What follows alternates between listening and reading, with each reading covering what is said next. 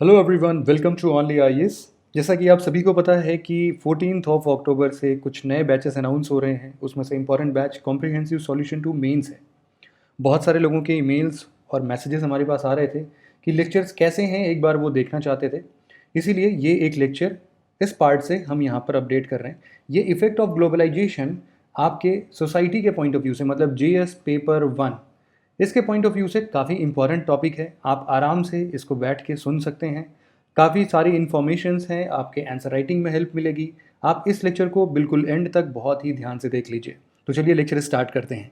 Hello everyone, welcome to Only IAS. स्वागत है आपका हमारे इस लेक्चर में। आज हम डिस्कस करेंगे सोसाइटी टॉपिक के एक बहुत ही इंपॉर्टेंट सब टॉपिक के बारे में, जो कि है effects of globalisation on Indian society, भारतीय समाज पर भूमंडलीकरण के प्रभाव। अब ये टॉपिक बहुत रेलेवेंट है, बहुत इंपॉर्टेंट है और बहुत ही इंटरेस्टिंग है। वो क्यों है? क्योंकि रेलेवेंट तो भाई इसलिए है क्योंकि हम इस समय में रह रहे हैं जहाँ पे ग्लोबलाइजेशन हो रहा है और ग्लोबलाइजेशन में बदलाव हो रहे हैं। इंटरेस्टिंग है क्योंकि हम कई ऐसी चीज़ें जानते हैं जो कि घटित हो रही हैं वर्तमान में, जो हमें पॉइंट्स देती है ताकि हम काफ़ी सही तरीके से इससे रिलेटेड कोई भी आंसर कर सके। और तीसरा जो बहुत ही इसको बनाता है इम्पॉर्टेंट, वो है हाल के बदलाव, चाहे वो पेंडेमिक का फैलना हो या ग्लोबल सप्लाई चेन जो है, दुनिया में जो व्यवस्थाएं हैं जो बदल रही हैं, ट्रेड का सेटअप चेंज हो रहा है। जो अमेरिका जैसा देश जो कि ग्लोबलाइजेशन का प्रवर्तक था, पूरी दुनिया में ग्लोबलाइजेशन करना चाहता था, वो भी प्रोटेक्शन करना चाहता है अपनी इकोनॉमी का। अब ऐसे बदलाव हम देख रहे हैं जो काफ़ी अजीबोगरीब हैं और काफ़ी इंटरेस्टिंग हैं। वो सब बनाते हैं इसको बहुत ही इम्पॉर्टेंट। पहली बात कि भाई बात हो रही है इंडियन सोसाइटी की। इंडियन सोसाइटी के कुछ फीचर्स आपको पता होने चाहिए, जो हमने पहले लेक्चर में डिस्कस किए हैं कि what are the features of Indian society.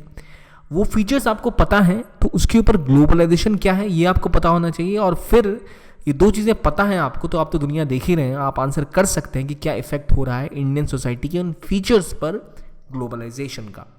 तो देखिए, व्हाट इज ग्लोबलाइजेशन? ग्लोबलाइजेशन मतलब भूमंडलीकरण। आम भाषा में भूमंडलीकरण का मतलब क्या होता है? मतलब दुनिया बहुत तेज़ी से जुड़ रही है। The world has turn into a global village. मतलब आज आपको किसी भी देश से संपर्क साधने के लिए कुछ नहीं चाहिए, बस एक इंटरनेट का कनेक्शन चाहिए। आप एक पोस्ट करिए, वो एक हफ्ते के अंदर दुनिया में जहाँ चाहे वहाँ पहुँच सकता है। तो जो ग्लोबल इंटरकनेक्टेडनेस है जो बढ़ रही है, वही कहलाता है ग्लोबलाइजेशन। ठीक है, ग्लोबल विलेज बन रहा है। ठीक है, जो ग्लोब है वो एक ग्लोबल विलेज बनता जा रहा है। ये है ग्लोबलाइजेशन। भाई हमें पता है ग्लोबलाइजेशन क्या है, हमें पता है इंडियन सोसाइटी क्या है, पर हमारा कोर फोकस क्या है इस टॉपिक का? हमारे गोल देखिए मुख्यतः 3 हैं। एक तो बेसिक्स को कवर करना, ये नहीं कि भाई किसी फिलोसोफर ने क्या कहा ग्लोबलाइजेशन के बारे में, क्योंकि हम यहाँ सोशियोलॉजी नहीं पढ़ रहे हैं, हम यहाँ टॉपिकल एनालिसिस नहीं कर रहे, हम यूपीएससी के जीएस पेपर के एक सब टॉपिक के बारे में जान रहे हैं। याद रखिए, तो हमें इसको जोड़ना है अपने वर्तमान में घटती दुनिया के आसपास, मतलब वर्ल्ड में जो हो रहा है, जो जनरल पब्लिक से वास्ता रखता है, कैसे हमारी जनरल नॉलेज में, जनरल स्टडीज़ में वो रिलेटेड है। अब अगर हम उसके बारे में जानें कि भाई हमें पता कैसे चलेगा क्या कवर करना है उस कॉन्टेक्स्ट में, तो आप देखिए कि क्या रिक्वायरमेंट है यूपीएससी की। रिक्वायरमेंट आपको बताता है क्या? Previous year question. Previous year question आप देखिए, आपको आइडिया लगेगा कि कैसे टॉपिक्स आ रहे हैं, कहाँ यूपीएससी में फोकस करने कह रही है। हम फोकस करेंगे बेसिक्स पे, देखेंगे यूपीएससी क्या पूछ रही है और उसी हिसाब से डेवलप करेंगे अपने स्किल एनालिसिस के और ऑब्जर्वेशंस के उस पर्टिकुलर टॉपिक को लेके। हमारा टॉपिक यहाँ ग्लोबलाइजेशन है, जिसका कोई अंत नहीं है। इंडियन सोसाइटी भी इसी प्रकार से एक अनंत टॉपिक है, लेकिन हमारा फोकस होगा यूपीएससी से रिलेटेड। हमारा फोकस होगा ये जानने में कि क्वेश्चंस कैसे बन रहे हैं सब टॉपिक से।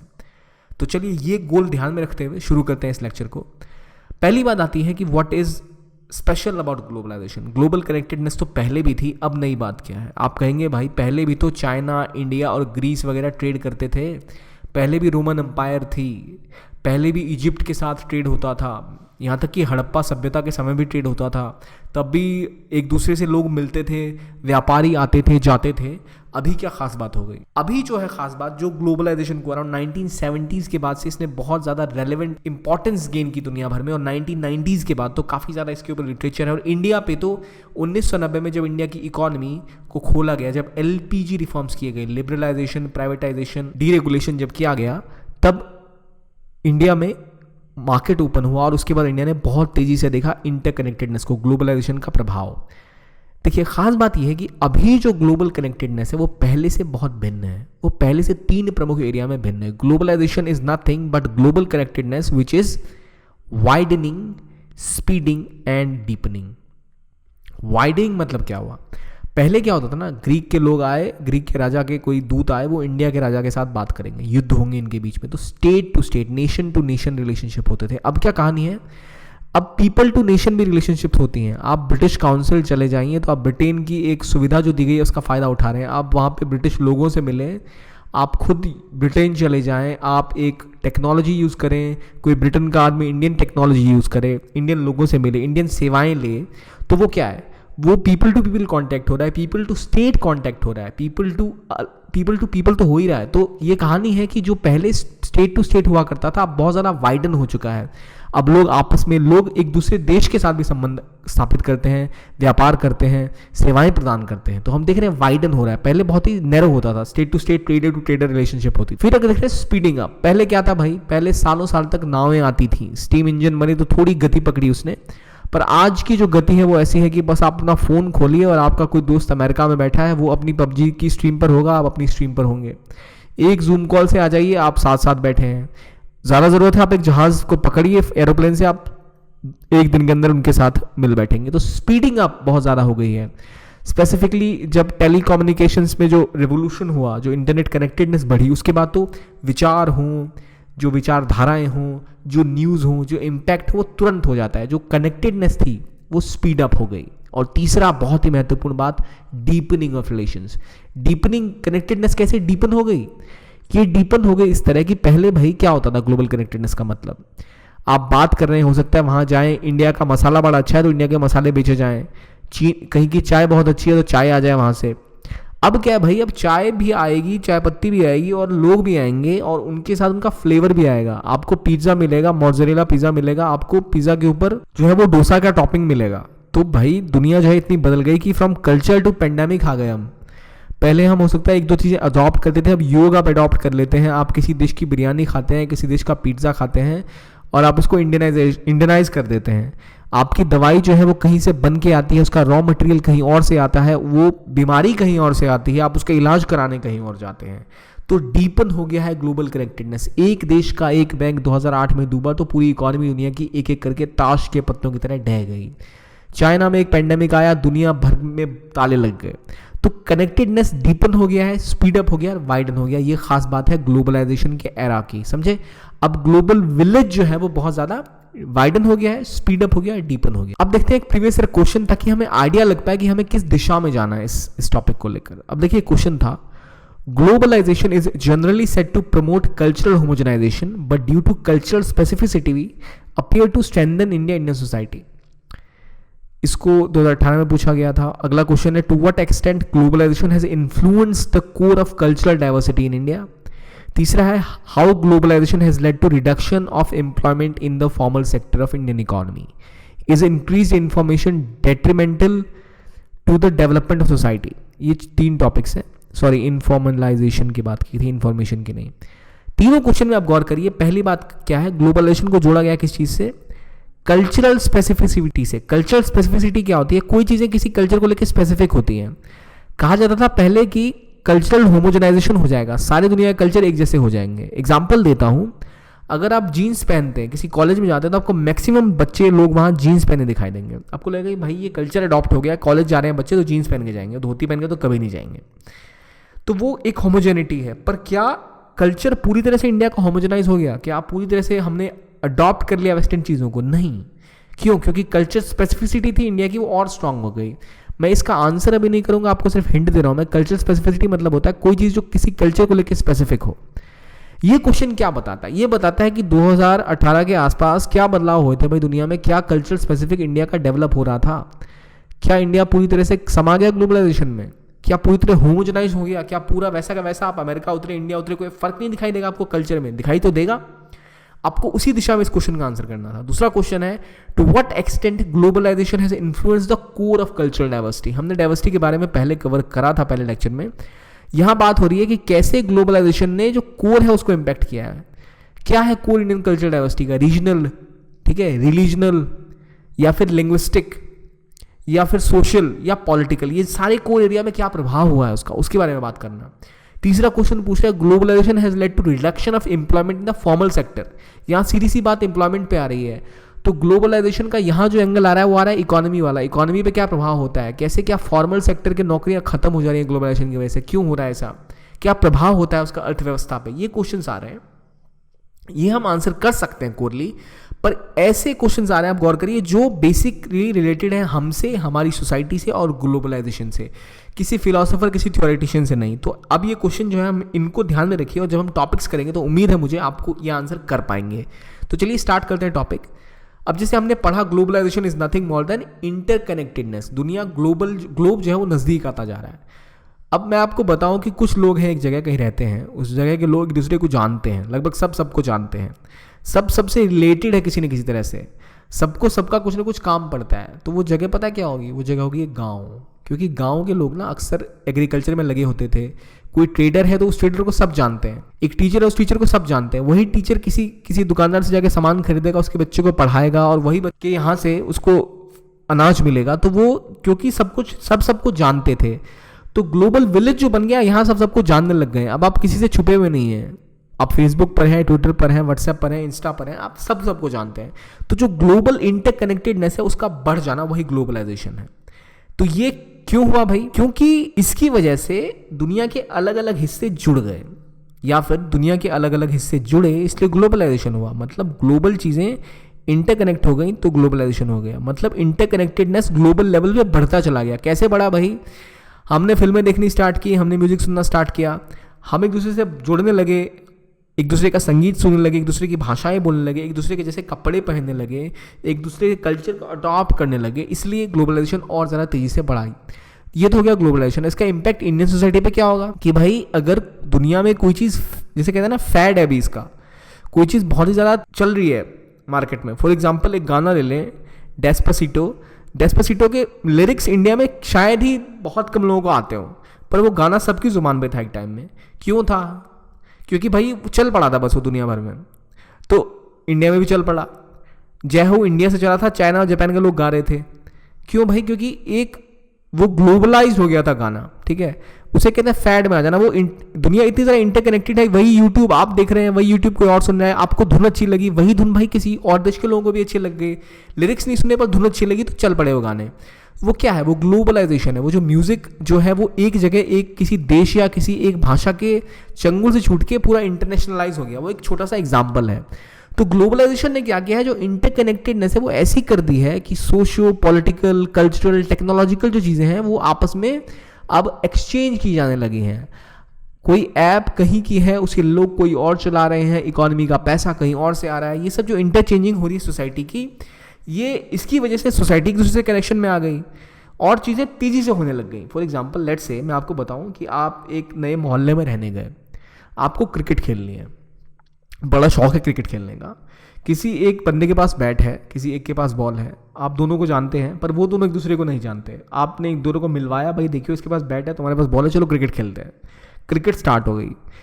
अब क्या होगा कि वो दो लोग भी एक दूसरे को जानते हैं और आप तो पहले से ही जानते थे दोनों को, तो ये तीन लोग जो है अक्सर ज़्यादा मिला करेंगे कि डेली ये क्रिकेट खेलेंगे, कि तीनों क्रिकेट खेलनी है।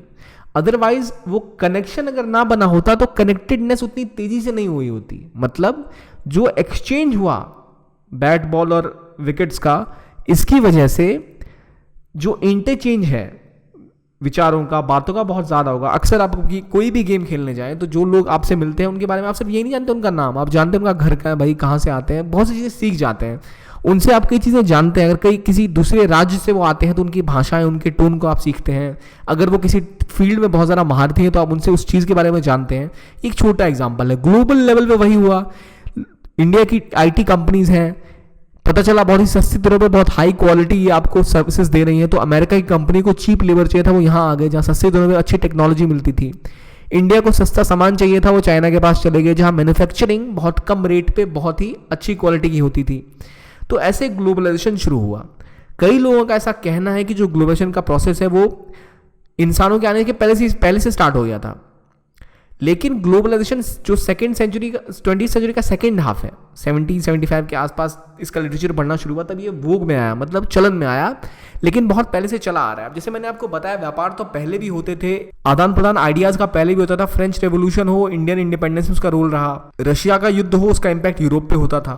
लेकिन जो वाइडनिंग, स्पीडिंग और जो इंटरकनेक्टेडनेस का लेवल है जो अब बढ़ा है, वो कभी नहीं था। तो इसका इम्पैक्ट क्या होगा? इसका इम्पैक्ट ये हुआ कि जो एक्सचेंज है वो बहुत बड़े लेवल पे हुआ। इतने बड़े लेवल पे एक्सचेंज कभी हुए नहीं थे विचारों के या रहन सहन का या टेक्नोलॉजी का। लोग कभी भी इतनी ज़्यादा मात्रा में दूसरे देश के बारे में, दूसरे कल्चर्स के बारे में नहीं जानते थे। तो जो कंटेम्प्रेरी ग्लोबलाइजेशन है उसमें जो क्वांटम ऑफ एक्सचेंज है, जिस लेवल पे अब चीज़ें एक्सचेंज हो रही हैं, जिस लेवल पे चीज़ें कनेक्टेड हैं, वो पहले के मुकाबले बहुत ज़्यादा है। और ये क्यों हो रहा है? क्योंकि हमारे पास टेक्नोलॉजी है। आप जूम कॉल कर सकते हैं, आप एक प्लेन पकड़ के जा सकते हैं, आप वीडियो कॉन्फ्रेंसिंग कर सकते हैं, आप एक कंपनी दिल्ली में बैठे बैठे पूरे इंडिया के लोगों को एम्प्लॉय कर सकते हैं, यूके के लोगों को एम्प्लॉय कर सकते हैं, जो पहले नहीं हो सकता था। तो ये था इम्पैक्ट किस चीज़ का? ग्लोबलाइजेशन का। क्यों खास बात है? अब क्वांटम जो है, जो स्पीडिंग अप है, जो वाइडनिंग है, ये इतने हाई लेवल पर हो रही है जो पहले कभी नहीं हुई। ये तो हमें पता लग गया। अब ग्लोबलाइजेशन को लेकर एक बात है, जो न्यू लिबरल पर्सपेक्टिव है वो क्या कहता है?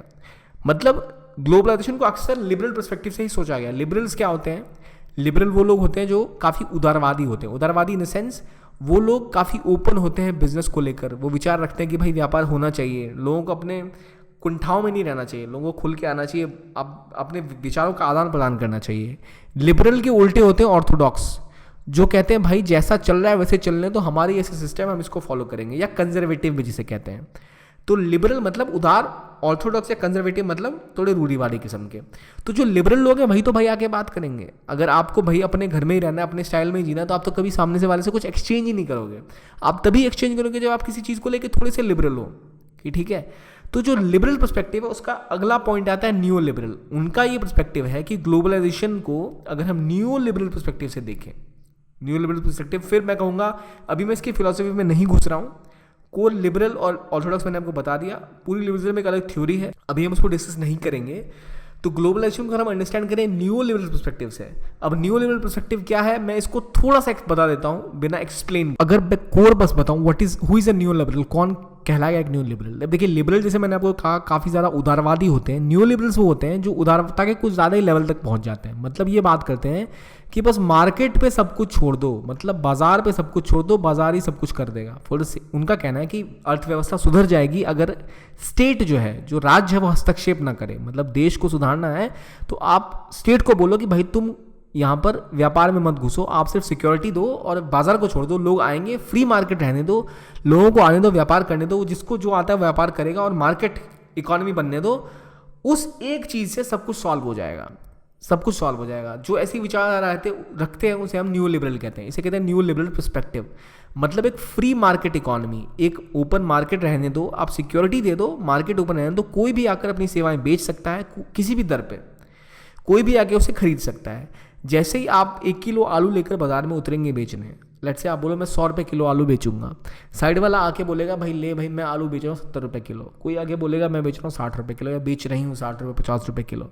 तो ऑब्वियसली जिसकी रेट कम होंगे उसके आलू ज़्यादा बिकेंगे, जिसकी क्वालिटी हाई होगी उसके आलू ज़्यादा बिकेंगे।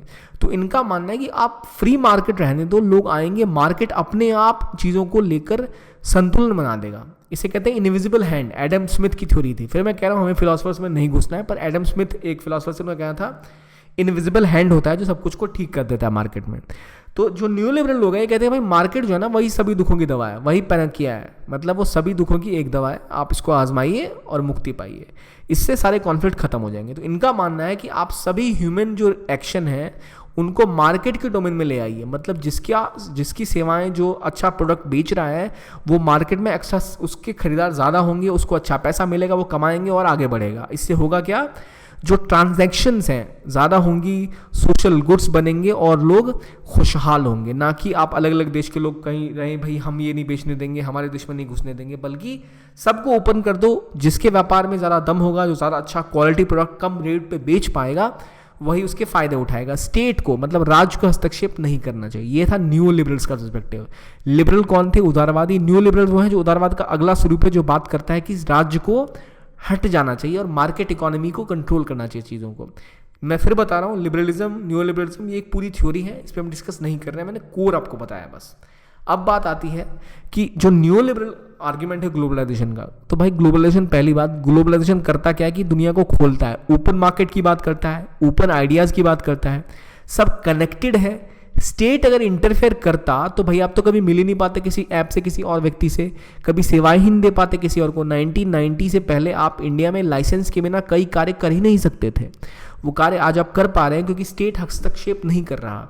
तो ये खुद में ही एक लिबरल वर्ल्ड ऑर्डर है। ग्लोबलाइजेशन को कहा जाता है कि लिबरल लोगों का, मतलब उदारवादी विचारधारा वालों की ही एक पहल है, ये वैसी विचारधारा है जो काफ़ी लिबरल है। तो जो ग्लोबलाइजेशन का जो कंक्लूजन निकलता है कि ये है कि ग्लोबलाइजेशन एक ऐसा प्रोसेस है जो कि इंटरडिपेंडेंस, इंटरकनेक्टेडनेस को बढ़ाता है और इकोनॉमीज को इंटीग्रेट करता है, सोसाइटीज़ को इंटीग्रेट करता है इस हद तक कि दुनिया के किसी एक कोने में कोई घटना हो तो उसका प्रभाव दुनिया के दूसरे कोने तक पड़े। फॉर एग्जाम्पल, अगर किसी एक दुनिया के कोने में एक बीमारी चली तो दुनिया भर में ताले लग गए, कोई एक बैंक कहीं डूबा तो दुनिया भर में तबाही मच गई, कोई एक बच्चा कहीं किसी समुद्र के किनारे डूब गया तो उसकी एक तस्वीर से पूरी दुनिया भर के रिफ्यूजीज़ को लेकर एक नई सहानुभूति की लहर दौड़ गई। ये दिखाता है क्या? ग्लोबलाइजेशन। मतलब globalization is a process of increasing interdependence, increasing interconnectedness and integration of economies and societies. इससे पहले कभी सोसाइटीज इंटीग्रेट नहीं हुई थी, इकोनॉमीज हो सकता है इंटीग्रेट हुई हूँ व्यापार को लेकर पहले कभी, पर सोसाइटी इंटीग्रेट नहीं होती थी इतनी। आज सोसाइटीज भी इंटीग्रेटेड है। ठीक है, कैसे इंटीग्रेटेड है समाज? कि भाई किसी समाज में कुछ नया उभर के आता है तो बाकी लोग भी अडॉप्ट कर लेते हैं। एक नया फैशन चला भाई, दुनिया भर में चल पड़ा, कोई एक प्रथा चली, लगभग हर कोई, एक अफवाह भी उड़ी तो लोग उसे विश्वास करने लगते हैं। यह है ग्लोबलाइजेशन का impact. So what is globalization? It's a process of increasing interdependence, interconnectedness and integration of economies and societies to such an extent that an event in one part of world affects the whole world or the other people of other world. एक example लेते हैं, क्या हम globalised हैं? मैं आपसे सवाल पूछता हूँ। ये एक तस्वीर देखिए, यहाँ पर आपको ग्लोबलाइजेशन का भरपूर जरा दिखाई देगा। मतलब ये अलग अलग रेसेस के लोग हैं, अलग अलग इक्विपमेंट्स चला रहे हैं। ठीक है, ये वाइट वाला एप्पल यहाँ दिख नहीं रहा, पर हो सकता है ये एप्पल का फ़ोन हो, एप्पल का लैपटॉप हो, सॉरी iMac हो सकता है, ये हो सकता है सैमसंग का टैब हो। तो एक साउथ कोरियन कंपनी को चला रहा है, यहाँ कोई अमेरिकन कंपनी के इक्विपमेंट्स को यूज़ कर रहा है। ये बोर्ड हो सकता है इंडिया में बना हो, ये फाइलें हो सकता है चाइना में बनी हो, इन फाइलों का काम हो सकता है इंडिया में हुआ हो, ये म्यूज़िक सिस्टम हो सकता है जापान से बन के आया हो। तो ये पूरा इनका जो घर है, इस हर चीज़ की कीमतें अलग अलग देशों पे डिपेंडेंट हैं। ये जो फैशन फॉलो कर रहे हैं, ये जो बालों का कट है, ये जो कपड़े पहन रहे हैं, वो अलग अलग फैशन अलग अलग देशों का है। वो क्या दिखाता है? वो दिखाता है कि कितना ज़्यादा कनेक्टेड है दुनिया। ठीक है, पहले इंडिया के लोग एक प्रकार के कपड़े पहनते जो यहाँ के वातावरण को सूट करता था, रशिया के लोग रशियन कपड़े उस तरह के पहनते जो वहाँ को सूट करता था। आज फैशन लगभग सब जगह एक जगह है, एक जैसा है। अब ऐसे ही कपड़े इंडिया के किसी भी लड़के या लड़की को पहनते हुए देख सकते हैं। ये क्या दिखाता है? Globalization in a nutshell. एक तस्वीर से आप अंदाज़ा लगा सकते हैं कितना वर्ल्ड ग्लोबलाइज्ड है। अब बात करते हैं इसका इम्पैक्ट क्या होता है ग्लोबलाइजेशन का इंडिया के ऊपर। अब इंडियन सोसाइटी की जो फीचर्स हैं हमने थोड़ा बहुत डिस्कस किया। क्या फीचर्स हैं? लिंग्विस्टिकली डाइवर्स है, बहुत सारे रिलीजन है, बहुत बड़ी रीजनल लेवल पे डाइवर्सिटी है। मतलब हर राज्य की एक अलग भाषा है, हर एरिया की अलग बोली है, एक कई सारे रिलीजन है। अगर एक रिलीजन आप हिंदुइज्म ही ले लें तो उसके कई फॉर्म्स हैं, इस्लाम को ले लें उसके कई फॉर्म्स हैं। तो कई सारे डिविजन्स हैं इन चीज़ों को लेकर। उसका इम्पैक्ट, उस पर क्या इम्पैक्ट ग्लोबलाइजेशन का हुआ, वो अब हम कवर करेंगे। सबसे पहले बात आती है इंडियन कल्चर, जो प्रमुख है। अब इंडियन कल्चर पे क्या प्रभाव हुआ ग्लोबलाइजेशन का? हमने पढ़ा व्हाट इज ग्लोबलाइजेशन। अगला सवाल मेरा आपसे होगा व्हाट इज इंडियन कल्चर। अगर जो आपके हिसाब से इंडियन कल्चर है, ग्लोबलाइजेशन का उस चीज़ पे क्या प्रभाव हुआ? हर व्यक्ति के लिए इंडियन कल्चर एक अलग प्रकार का हो सकता है। ठीक है, जहाँ आप रहते हो वहाँ की जो संस्कार है, वहाँ का कल्चर अलग है, और हर चीज़ पे उसका एक प्रभाव ग्लोबलाइजेशन का रहता है। अब पहली बात आती है क्या इम्पैक्ट ओवरऑल हम देखेंगे कल्चर को लेकर। देखिए, कल्चर के साथ कोई भी ग्लोबलाइजेशन या कोई भी अगर प्रक्रिया टकराएगी तो तीन चीज़ें होंगी। कल्चर का रिस्पॉन्स कैसा कैसा हो सकता है? या तो एक्सेप्टेंस होगी। फॉर एग्जाम्पल, अगर आप नमस्ते को ले लें या योग को ले लें, ये सब कुछ ऐसी चीज़ें हैं जो कई और जगह देशों में भी अपनाई जाती हैं, कई और लोग भी इसका फॉलो करते हैं। कोई यूरोपियन या वेस्टर्न वैल्यूज़ हैं, ठीक है, जैसे हाथ मिलाना, हेलो बोलना, ये इंडिया का कल्चर तो नहीं है, पर हमने एक्सेप्ट कर लिया। इसे एक्सेप्टेंस। कुछ कल्चरल चीज़ें एक्सेप्ट की जाती हैं, कुछ चीज़ों को बैकलैश मिलता है, काउंटर कल्चर क्रिएट हो जाता है। फॉर एग्जाम्पल, ग्लोबलाइजेशन से पहले कई जगह, चाहे वो इस्लामिक जगह हो या फिर कोई और रीजन्स हो, वहाँ पर उतना ऑर्थोडॉक्सी नहीं हुआ करती थी, रूढ़िवाद तंत्र थोड़े कम हुआ करते हैं। जब ग्लोबलाइजेशन आया तो कई ऐसे देश, जैसे ईरान जैसे देशों में इस्लामाइजेशन और ज़्यादा बढ़ गया, कट्टरपंथता और ज़्यादा बढ़ गई। वो क्यों हो गई भाई? लोगों को लगने लग गया कि जो ग्लोबलाइजेशन आ रहा है ये हमें, हमारे इस्लाम को ख़त्म कर देगा, हमारे कल्चर को ख़त्म कर देगा। तो उसके दबाव में लोगों के बीच में कुछ ज़्यादा ही प्रभावशाली रूप से उनका कल्चर का प्रभाव हुआ, काउंटर कल्चर कहते हैं, वो उभर के सामने आया। आप ये फॉलो करोगे, हम अपने चीज़ों को लेकर और मजबूत हो जाएंगे। ठीक है, मैं एग्जाम्पल के लिए ईरान दे रहा हूँ, कई जगह और ऐसी चीज़ें देखने को मिली हैं। इसके अलावा एक और पॉइंट आता है जहाँ ग्लोबलाइजेशन होता है, यानी एमलगमेशन होता है। एमलगमेशन मतलब थोड़ा सा आपका अडॉप्ट किया ग्लोबलाइजेशन ने, थोड़ा आपका कल्चर ने ग्लोबलाइजेशन का अडॉप्ट किया। फॉर एग्जाम्पल, हम बेचते हैं महाराजा बर्गर, जो कि अमेरिकन इनोवेशन है, लेकिन इंडियन टेस्ट के हिसाब से बिकता है इंडिया में, मैकडी में अगर आप चले जाए, मैकडोनल्ड्स में। वो क्या है भाई? आपने थोड़ा सा ग्लोबल लिया, थोड़ा सा लोकल लिया, दोनों को मिक्स करके ग्लोबलाइजेशन कर दिया। इसे हम कहते हैं ग्लोबलाइजेशन। ये दिखाता है एमलगमेशन कल्चर्स का। ऐसे भी कल्चर्स का दबाव दे सकता है। एक और तरीका है कंप्लीट सबमिशन। कंप्लीट सबमिशन कब होगा? जब कोई ग्लोबलाइजेशन की जो आदतें हैं वो किसी एक बेसिक कल्चर को पूरी तरह खत्म नहीं कर दें। फॉर एग्जाम्पल, कोई अगर ट्राइबल समूह है, कोई जनजातीय समूह है, कोई नेटिव कल्चर है, उनकी कुछ विशेष रीतियाँ होती हैं, ग्लोबलाइजेशन के प्रभाव में आके उनकी भाषाएं खत्म हो जाए, कई भाषाएं विलुप्त हो रही हैं, कई ट्रेडिशंस खत्म हो रहे हैं। वहाँ क्या हुआ? वहाँ नेटिव कल्चर जो था उसको ग्लोबलाइजेशन ने बिल्कुल तहस नहस कर दिया, पूरी तरह सबमिट कर लिया, उसको ख़त्म कर दिया उसको। फिर बात आती है को एग्जिस्टेंस की, जहाँ पर थोड़े से चेंजेस आप करते हैं जो आपको चाहिए अपने कल्चर में, ताकि ग्लोबली आप कंपीट कर पाए। फॉर एग्जाम्पल, जापान को लेकर कहा जाता है बहुत ही ज़्यादा मॉडर्नाइज हुआ है जापान, लेकिन वेस्टर्नाइज नहीं हुआ है। उनके कल्चर्स, उनके कपड़े, रहन सहन थोड़े बदले हैं, पर उनके जो रीति रिवाज थे वो पूरी तरह से वेस्टर्न नहीं हुए, पूरी तरह से वो ग्लोबलाइज नहीं हुए। थोड़े से जापानीज हैं, थोड़े से वेस्टर्न हैं, वो एक को एग्जिस्टेंस में है। इवन इंडिया में आप देख सकते हैं कस्टम्स हमने थोड़े अडॉप्ट किए हैं, थोड़े नहीं किए, डिपेंडिंग ऑन हमारी रिक्वायरमेंट या हम जैसे जीते हैं उस हिसाब से। तो ये एक कोर रिस्पॉन्स है जो एक कल्चर दे सकता है किसी भी चीज़ को लेकर। अब इंडिया का जो कल्चर है उस पर क्या प्रभाव रहा ग्लोबलाइजेशन का, वो इस हिसाब से आप क्या रखेंगे, इंडिया को किस किस खाने में डालेंगे, acceptance, backlash, amalgamation, complete submission या को एग्जिस्टेंस में। अब इंडिया की खास बात यह कि इंडिया इतना लंबा चौड़ा देश है कि हरदम ऐसे बदलाव होते ही रहते हैं, एक ही साथ कई चीज़ें चलती रहती हैं। तो इंडिया को हम जब देखें तो इंडिया में भी कल्चर का ग्लोबलाइजेशन पर इम्पैक्ट हुआ, या और ग्लोबलाइजेशन का भी कल्चर पे इम्पैक्ट हुआ। अब देखिए ग्लोबलाइजेशन कैसे कल्चर को इम्पैक्ट करेगा। पहले एक कल्चर है, मान लीजिए कि कुछ लोग थे वो लेट्स से बुर्का पहनते थे, कुछ महिलाएं, या कुछ महिलाएं लेट्स से पर्दा रखती थी। वो पढ़ने गई, कॉलेजेस में गई, बुर्का पहने में तो शायद साइकिल ना चला पाए या बाइक ना चला पाए, तो वो अपने कपड़े थोड़े कस्टमाइज़ कर लेंगी। पर्दे में रह के भाई आप कार नहीं चला सकते, आप रोड पे बाइक नहीं चला सकते, आपको पर्दा तो हटाना पड़ेगा। तो फिर वो महिलाएं सशक्त होंगी, वो थोड़ा बदलाव करेंगी। वो क्या है, वो जो कल्चर था थोड़ा सा बदल गया। वो अच्छा था या बुरा था उसकी बात नहीं कर रहा मैं, पर कल्चर में प्रभाव तो आ रहा है ना भाई। पहले लोग पर्दा करते थे महिलाएं पुरुष, अब पर्दा प्रथा खत्म होती जा रही है। अब सब कुछ फेसबुक पे आ गया है, अब लोग पब्लिकली ओपन। एक पॉइंट था लोग अपनी डायरी लिखकर उसको छुपाकर घर वालों से कहीं दबा के रखते थे, आज सब कुछ भाई ब्लॉग लिख के इंटरनेट पे ओपनली फेंक देते हैं। वो क्या है, कल्चरल चेंज है एक, ठीक है। तो पिछले कुछ डिकेड्स में हमने भी देखा है कि लोकल कल्चर्स के ऊपर ग्लोबल कल्चर हावी हो रहा है। कैसे एग्जांपल दूंगा मैं, यहाँ इस तस्वीर में 4 तरह के कल्चर आपको दिख रहे हैं। इन चारों कल्चर से प्रभाव है किसका, ग्लोबलाइजेशन का। हर जगह जीन्स, हर जगह आईफोन, हर जगह स्मार्टफोन, हर जगह एक आईपॉड, ऐसी ऐसी चीज़ें आई, टेक्नोलॉजिकली एडवांसमेंट जिन्होंने पूरी तरह से रिवोल्यूशनाइज कर दिया, लोकल कल्चर्स को पूरी तरह से बदल के रख दिया। तो सोसाइटी में लेकर कई चीज़ों को लेकर बदलाव हैं, जो क्लोथ्स हैं, स्टाइल हैं, जो म्यूज़िक, फिल्में हम देखते हैं, जो गाने हैं, जो बॉडी लैंग्वेज है, जो हेयर स्टाइल्स हैं, ये बदलती जाती हैं। आप अगर रोनाल्डो के फ़ैन हैं, फुटबॉलर जो है क्रिस्टियानो रोनाल्डो, तो आप उनकी हेयर स्टाइल को कॉपी करेंगे। आप उनकी भाषा नहीं बोलते, आप उनके देश में नहीं रहते, वो आपको नहीं जानते, पर आपको उनका हेयर स्टाइल पसंद, तो आप वैसे बाल रखेंगे। वो क्या है, वो एक ग्लोबल कल्चर है, ठीक है। तो ये जो प्रभाव कल्चर पे पड़ता है ग्लोबल किसी मूवमेंट के तहत, ग्लोबल चीज़ें जो आती हैं, आप सब कोका कोला पीने लग गए, शिकंजी कोई नहीं पीता, शिकंजी गायब होती जा रही है दुनिया से, भारत की सड़कों से। What is it, it is impact of globalization और लोकल कल्चर। यहाँ बात हो रही है क्विजीन पर, ठीक है। क्विजीन मतलब आप समोसे नहीं खा के आप पिज्ज़ा बर्गर खाएंगे, तो उसका क्विजीन पर प्रभाव पड़ रहा है। आप कुर्ते ना पहन के आप जैकेट्स पहनेंगे लेदर की, वहाँ क्लोथिंग पे प्रभाव पड़ रहा है। आप जॉइंट फैमिली में ना रह के न्यूक्लियर फैमिली में रहेंगे, वहाँ आपके फैमिली के इंस्टीट्यूशन पे प्रभाव पड़ रहा है।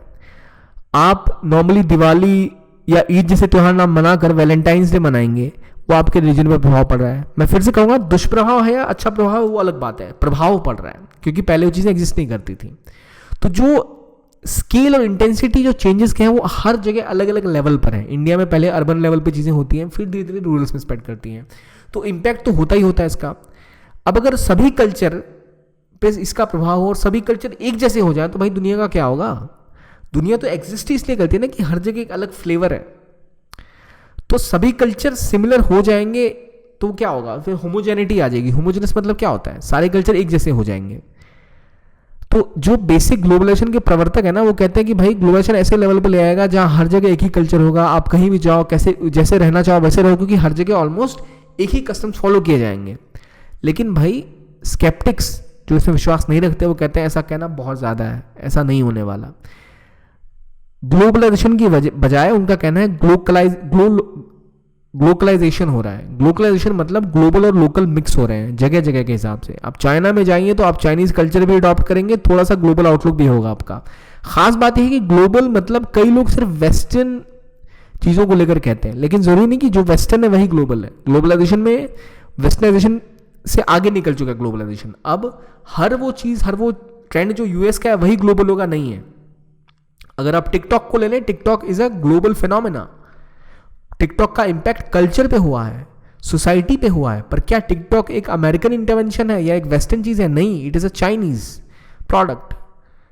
ठीक है, तो आप देख रहे हैं पबजी जैसी game, it is a not a American product. तो हर चीज़ जो वेस्टर्न है वही ग्लोबलाइजेशन का पार्ट है, गलत है ऐसा सोचना। तो मैकडोनल्ड से लेकर आप पबजी तक, वहाँ से लेके आप कॉल ऑफ ड्यूटी तक, वहाँ से लेके आप एक जो कालीन यूज़ करते हैं घर में वहाँ तक, हर चीज़ें अपना स्वरूप बदलती हैं, वो जहाँ जाती हैं उस हिसाब से। चैनल वी एक इंडियन चैनल नहीं है, पर इंडिया में चैनल वी खोलो तो इंडियन गाने बजाएंगे वो, क्योंकि उसका इंडियन वर्जन है। ठीक है, MTV music television American channel था जिसका एक पूरा क्रेज था दुनिया भर में। इंडिया का MTV इंडिया के शोज चलाते हैं। तो एक स्ट्रेटजी अडॉप्ट की गई फॉरेन फर्म्स की, जब वो लोकल एरिया में जाएंगे, लोकल ट्रेडिशन के बिना तो चल ही नहीं सकते, तो वहाँ अपनी मार्केटेबिलिटी बढ़ाने के लिए वो लोकलाइज करते थे, लोकल ट्रेडिशंस को भी अडॉप्ट करते थे। तो इंडिया में जो है वो बीफ नहीं बेचता मैकडोनल्ड, और कई जगहों पे पॉर्क नहीं बेचता, कई जगह वेजिटेरियन बन जाता है वो, और कहीं पे जो पॉप म्यूजिक है उसमें पंजाबी पॉप बनता है, भांगड़ा पॉप बनता है, ना कि आपको जो यूरोप का या US का पॉप म्यूजिक है वैसा। रैपिंग हिंदी में होती है ना कि इंग्लिश में। ये क्या है? ये ग्लोबलाइजेशन का फिनोमेना है, जहाँ पे ग्लोबल और लोकल मिक्स करते हैं। ठीक है, तो कई लोगों का कहना है कि ग्लोबलाइजेशन आके क्या करेगा, यूनिफॉर्मिटी ले आएगा दुनिया भर में, यूनिफॉर्म कर देगा, होमोजेनस बना देगा। लेकिन कई लोगों का कहना है जो स्पेसिफिसिटी है, जो खास बात है कल्चर्स की, उसके हिसाब से चीज़ें अडॉप्ट करेंगी, ना कि उसको ओवरकम करेंगी। जिस कल्चर का कोई ट्रेडिशन बहुत ज़्यादा स्ट्रांग है तो उसके हिसाब से वो चीज़ें मुड़ जाएंगी। आपका पोहा मार्केट से गायब नहीं होने वाला। ठीक है, आपका पोहा थोड़ा चेंज जरूर हो जाएगा, पर वो रहेगा अगर वो स्ट्रांग इनफ है तो ये कहानी है किस चीज़ की, ग्लोबलाइजेशन की। कल्चरल इम्पैक्ट क्या है ग्लोबलाइजेशन का? अब कल्चरल इम्पैक्ट की कहानी बताएं। आप जो बात करते हैं, टी शर्ट की बात कर लें, या फिर लमाओ जो आप बोलते हैं, या रॉफल जो आप बोलते हैं, ये चीज़ें हो गई। आप जो श्रीलंका की शर्ट पहनते हैं, आप अमेरिकन हॉलीवुड की फिल्में देखते हैं, USA का आईपॉड चलाते हैं, चाइना का बैकपैक रखते हैं, इटली के जूते रखते हैं, तो ये चीज़ें क्या हैं? ये एक कल्चरल इम्पैक्ट है। जो ब्रांड है, आपको सुप्रीम की टी शर्ट पहननी है, supreme is not an Indian company. आपको एक सर्टेन कंपनी की मोटरसाइकिल चलानी है, हो सकता है वो कंपनी इंडियन हो, सर्टेन कंट्रीज की कार चलानी हो सकती है वो ब्रिटिश हो। तो मैं एक और एग्जांपल दूंगा ग्लोबलाइजेशन के मिक्सचर का, कि सब कुछ जो कि is globalised doesn't mean it is westernised. For example, Jaguar एक बहुत फेमस कार है जिसको लेकर काफ़ी एस्पिरेशन होता है लोगों के बीच में, मैं एक जैगुआर खरीदूंगा। Jaguar is not UK owned company. The owners of Jaguar are Tatas are Indian companies. तो इंडियन कंपनी ने ओवरटेक कर लिया ब्रिटिश कंपनी को। ये खास बात है ग्लोबलाइजेशन की, जहाँ पर इंटरकनेक्टेडनेस बहुत ज़्यादा है। तो जो होमोजेनाइजेशन है वो थोड़ा बहुत तो हो रहा है, पर नॉट ओवरऑल। अब इंडियन सिस्टम में जो हम बात करें उस पर आते हैं कि कैसी होमोजेनाइजेशन कल्चर का हो रहा है। कल्चर की जब बात आती है, सबसे पहले बात आता है किसकी की, फैमिली की। इंडिया की फैमिली का स्ट्रक्चर कैसा रहा है, जॉइंट। अब वो कैसा हो रहा है, न्यूक्लियर। क्यों? क्योंकि ग्लोबलाइजेशन हो रहा है। ग्लोबलाइजेशन और अर्बनाइजेशन की वजह से लोग शहरों की तरफ मूव कर रहे हैं, तो न्यूक्लियर फैमिलीज बढ़ती जा रही हैं। न्यूक्लियर फैमिलीज बढ़ रही हैं तो बूढ़े लोग बच रहे हैं, वो जेरियाटिक केयर कौन देगा? जेरियाटिक केयर मतलब बूढ़े लोगों को जो सेवाएं दी जाती हैं वृद्ध लोगों को, उन्हें कहते हैं जेरियाटिक केयर। जेरियाटिक केयर देने के लिए ओल्ड एज होम बन रहे हैं, जो इंडिया में पहले ट्रेडिशन नहीं था, जो वेस्टर्न ट्रेडिशन था। क्रच इंडिया में ट्रेडिशन नहीं था, क्योंकि बच्चे लोग जॉइंट फैमिली में साथ रखते थे, उन्हें पाल पोस के बड़ा करते थे। अब पति पत्नी दोनों कमा रहे हैं, माँ बाप दोनों कमाने जा रहे हैं, तो उनको क्रच चाहिए होता है। तो जो फैमिली फॉर्म की डाइवर्सिटी थी वो प्रभावित हो रही है ग्लोबलाइजेशन से। अब इंडिया की एक न्यूक्लियर फैमिली जो आपको दिल्ली या मुंबई या बेंगलोर या हैदराबाद में देखने को मिलेगी, वो किसी न्यूयॉर्क फैमिली की तरह ही होगी, जहाँ दोनों माँ बाप कमाने जा रहे हो और बच्चे क्रच में हो या डे केयर में हो, और उनके जो ग्रैंड पेरेंट्स हैं वो किसी ओल्ड एज होम में हो। तो ये डाइवर्सिटी जो देखने को मिल रही है, ये ग्लोबलाइज्ड इंडिया की पहचान है। न्यूक्लियर फैमिलीज जो मूव हो रही है जॉइंट फैमिली से, इसके कई और कारण हैं जो हमने पहले भी डिस्कस किए हुए हैं कि रेजिडेंस को लेकर इश्यूज हैं, अर्बनाइजेशन को लेकर इश्यूज हैं, पर फिर भी एक जो सेटअप चला है कि शादी करने के बाद लोग अपना घर अलग बसा लेते हैं, फैमिलीज के साथ दोनों पार्टनर्स मूव आउट कर जाते हैं, वो एग्जाम्पल है किस चीज़ का? ग्लोबलाइजेशन का। लिव इन कल्चर जो इंडिया के इंस्टीट्यूशंस में आया है शादी को लेकर, वो पहले कभी नहीं था। Live in is not an Indian concept, it is a western concept. Again globalization का इम्पैक्ट है ये। तो क्या होमोजेनाइज हो गई फैमिलीज इंडिया और अमेरिका की? मैं कहूँगा नहीं, कुछ हद तक उसका प्रभाव हो रहा है, पर क्या सारी फैमिलीज न्यूक्लियर हो गई? क्या जो फॉर्मेट है वो same to same US UK का है कि 18 साल के बाद जो बच्चे हैं वो इंडिपेंडेंट हो जाते हैं और बाहर रहने लगते हैं? नहीं, इंडिया में अभी भी फैमिलीज के कम से कम जो पेरेंट्स हैं वो साथ रहते हैं कई एरियाज में, कई जगहों पर, और कई जो फॉर्म है न्यूक्लियर फैमिली का वो बदल गया है। अब दोबारा एक जॉइंट फैमिलीज एक्सटेंडेड फैमिली का वर्जन आ रहा है कि पेरेंट्स ग्रैंड पेरेंट्स वापस आ जाते हैं फैमिली के साथ रहने, उनकी केयर जब महंगी हो जाती है या कई और इश्यूज़ को लेकर, तो वहाँ भी होमोजेनाइज तो नहीं हो रहा। फूड को लेके देखें, मैकडॉनल्ड्स खुल गया, KFC खुल गया, हाँ उनका प्रभाव बहुत बढ़ गया। आपको पिज्ज़ाज और जो बर्गर्स हैं वो हर कोने में मिलते हैं, आपको अलग अलग विदेशी खाने मिलने ज़्यादा पसंद हो गए, फास्ट फूड आ गई, चाइनीज़ डिशेज आ गई, पराठा की गलियाँ शायद थोड़ी फीकी पड़ गई। पर क्या पराठे मार्केट से खत्म हो गए? क्या इडली डोसा खत्म हो गया? क्या समोसा खत्म हो गया? I don't think so. So homogenization तब होता है जब कंप्लीट सबमिशन हो जाता। लेकिन आप कह सकते हैं कि होमोजेनाइजेशन इस तरह से होता है कि व्हेन आपका क्विजीन, आपकी क्लोथिंग, आपकी जो ट्रेडिशन है वो पूरी तरह से खत्म हो जाए। ये इंपैक्ट हो रहा है हमारे फूड के कल्चर पे। लोग अब प्रेफर करते हैं कि वो मैकडी में जगह खाएं, प्रेफर करते हैं KFC में चिकन खाना, प्रेफर करते हैं वो पिज्ज़ा खाना कंपैरेटिवली समोसे के मुकाबले। तो हालांकि वो खत्म नहीं हुए, पर काफ़ी हद तक उन पर प्रभाव हो रहा है। वो क्या है? वो दिखा रहा है इंपैक्ट ऑफ ग्लोबलाइजेशन। होमोजेनाइजेशन हो रहा है कल्चर का। एक ब्रेकफास्ट जो ब्रिटेन में आदमी करता था, वो ब्रेकफास्ट अब इंडिया में भी वो कर सकता है। कई लोग युवा ऐसा करते हैं और ऐसा कल्चर बनता जा रहा है, वो होमोजेनाइज करता है कल्चर को। इसके बाद पैसों को, फाइनेंस की बात करें, पहले इंडिया में क्या कल्चर है, लोग पैसे सेव करते थे। 1 लाख रुपए जमा होंगे तो हम कुछ खरीदेंगे, 3 लाख रुपए जमा होंगे तो हम एक कार खरीदेंगे। आज आप जाते हैं EMI पर लोन लेकर एक कार निकाल लेते हैं, उसके बाद उसकी EMI भरते रहते हैं टाइम। आप EMI पर एक फ्लैट ले लेते हैं जहाँ मूव इन कर जाते हैं अपने पार्टनर के साथ, अपनी जॉइंट फैमिली का मकान छोड़कर, क्योंकि आपको लगता है कि वहाँ बहुत ज़्यादा भीड़ है। ये कल्चर हो रहा है, इंडिपेंडेंस की ओर बढ़ रहे हैं, इंडिविजुअलिज्म बढ़ रहा है। और इंडिविजुअलिज्म के लिए जो फाइनेंशियल सपोर्ट चाहिए, जो एक्सेस टू फाइनेंस चाहिए, वो मिल रहा है बैंक्स के थ्रू, क्रेडिट के थ्रू, मल्टीप्लेक्सेस के थ्रू।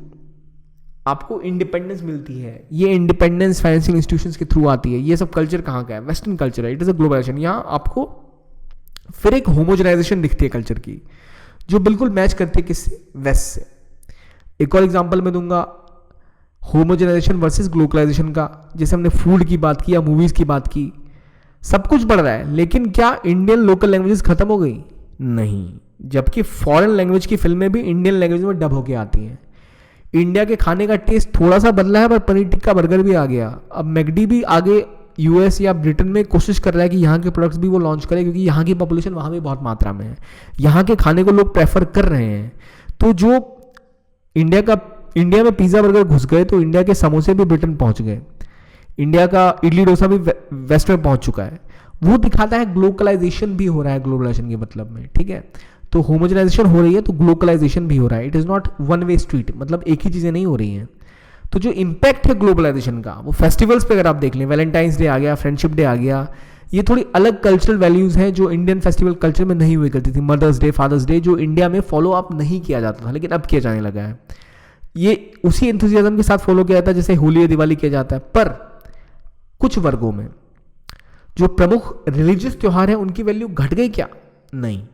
कुछ नए त्यौहार उठ के आगे जो हमने अडॉप्ट कर लिए, लेकिन उसका मतलब ये नहीं कि इंडियन कल्चर ही खत्म हो गया, वो अभी भी एग्जिस्ट करता है। They have not totally given over, वो अभी तक प्रभावशाली रूप से जो इंडियन कल्चर है वो ऊपर है। होली, दिवाली, ईद जैसे त्यौहार अभी तक प्रमुख त्यौहार हैं। एक गणेश चतुर्थी का त्यौहार महाराष्ट्र में जो वैल्यू रखता है वो शायद ही कभी वैलेंटाइन डे रख पाए। तो जो फेस्टिवल्स हैं वो चेंज जरूर हो रहे हैं, लेकिन वो पूरी तरह से होमोजेनाइज नहीं हो रहे। होमोजेनस इन द सेंस, ये त्यौहार जैसे ब्रिटेन में मनाया जाएगा वैसे इंडिया में मनेगा, यूएस में जैसे मनेगा, ऑस्ट्रेलिया में जैसे मनेगा, वैसे इंडिया में भी न्यू ईयर पे सेलिब्रेशन की जाएगी। तो एक ट्रेंड, मतलब एक जो रूप है इसका होमोजेनिटी का, वो दुनिया भर में देखने को मिल रहा है। होमोजेनिटी हर जगह बन रही है किसी एक एरिया में, कि सब वैलेंटाइन मना रहे हैं, सब न्यू ईयर मना रहे हैं, सब पिज्ज़ा खा रहे हैं, हर जगह आपको बर्गर की चेन मिलेगी, हर जगह KFC मिलेगा, लेकिन हर जगह एक अलग रूप भी है जहां वो अडॉप्ट कर रहे हैं, जहां वो माउल्ड कर रहे हैं अपने आप को। ठीक है, आई होप आपको समझ आ रहा होगा ये कहानी क्या है। उसी प्रकार से मैरिज का जो सिस्टम है, इंपॉर्टेंस कैसी है, थोड़ी गिर रही है। लोग अब लिव इन में रह रहे हैं, पार्टनरशिप में रह रहे हैं, डाइवोर्स बढ़ रहे हैं, क्योंकि डाइवोर्स की सुविधाएं पहले उपलब्ध नहीं थी। अब आप डाइवोर्स ले सकते हैं और डाइवोर्स के बाद भी रह सकते हैं। जो सिंगल पेरेंटिंग है वो बढ़ रही है। मैरिज जो पहले जैसे कहते हैं ना कि दो आत्माओं या जन्म जन्म का रिश्ता जैसी बातें की जाती थी, थोड़ी बदलाव आ रही है। अब आप सबको पता है कि शादी क्यों होती है, कि दो लोगों को अपनी फाइनेंशियल, फिजिकल और सोशल नीड्स को पूरा करना होता है, इसलिए लोग शादियां करते हैं। तो उसका एक जो एम है शादी को लेकर, क्यों लोग शादियां करते हैं, जो उसके पीछे की थिंकिंग है वो बदल रही है, और उसी हिसाब से शादी का तरीका बदल रहा है। अब कास्ट या जात के मुकाबले आप देखते हैं एजुकेशन या लेवल ऑफ कंपैटिबिलिटी। तो आप देख रहे हैं मैरिज का इंस्टीट्यूशन भी बदल रहा है, उसका प्रभाव भी पड़ रहा है। वो दिखाता है एक होमोजेनिटी का स्ट्रेंड चला आ रहा है। हर तरफ आपको एक बेसिक होमोजेनस कल्चर दिखेगा, लेकिन कहीं ना कहीं वो थोड़ा बहुत ग्लोबलाइज भी हो रहा है। फिर बात आती है रिवाइवल ऑफ कल्चर की, जिसे मैंने कहा था एक तरह का बैकलैश भी देखने को मिलेगा इसकी वजह से। बैकलैश कैसे? योगा देखिए, योगा उठ के आ गया, योगा दुनिया भर में छा गया, योगा इंटरनेशनल लेवल पे चला गया। आर्ट ऑफ लिविंग जैसे कोर्सेज हो गए, इंटरनेशनल योगा डे दुनिया भर में मनाया जा रहा है, चाहे वो आयुर्वेदिक मेडिसिन हो, चाहे जो ओवरऑल रिलीजियस रिवाइवलिज्म हो, वो भी हमें देखने को मिल रहा है। ये क्यों होता है? रिलीजियस रिवाइवलाइजेशन इसलिए हो रहा है कि एक तो रिलीजन को की जो पॉलिटिकल एस्पेक्ट है कि वोट मिलना, या बेसिस पे आप डिवाइड करके सोसाइटी को वोट ले सकते हैं। एक और रीजन है कि जब भी कोई बाहर की चीज़ आती है ना कहीं पर, तो एक तबका समाज का थोड़ा सा सहम जाता है, कहीं हमारे कल्चर पे अटैक ना हो जाए, हमारा कल्चर ख़त्म ना हो जाए, तो उसको बचाने की जद्दोजहद चालू हो जाती है। और जो वहाँ के कंजर्वेटिव एलिमेंट्स होते हैं वो और ज़्यादा स्ट्रांग हो जाते हैं।